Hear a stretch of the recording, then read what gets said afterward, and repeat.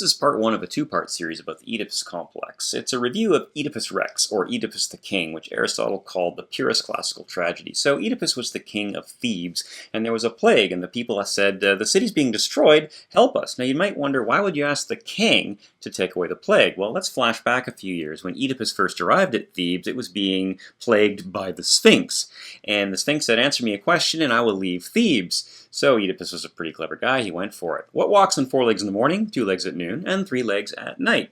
Oedipus said, well, man. He crawls in infancy, walks in his prime, and uses a cane in his dotage. The Sphinx said yes, and left the city. The people were so grateful, they made him the king. And then he married the widow Jocasta, and they had children. And Jocasta said, well, this plague, the oracle says it's punishment for the murder of Laius. And Oedipus says, well, we have to find the murderer. Bring me blind Tiresias the seer, who said, you want the truth? You can't handle the truth. And Oedipus says, it can't be that bad. It's pretty bad. I can take it. Lay it on me. You are the murderer of King Laius. What? Get out of here. No, I mean it. You're banished. And that was it for Tiresias. And Jocasta came back and said, don't listen to him. An oracle told Laius he'd be killed by his son, so we abandoned our baby on a mountain. Well, Laius was killed by robbers at the meeting of the 3 roads. Is something wrong? Of course, Oedipus was thinking about an encounter he had at the 3 roads where he killed some men for insulting him.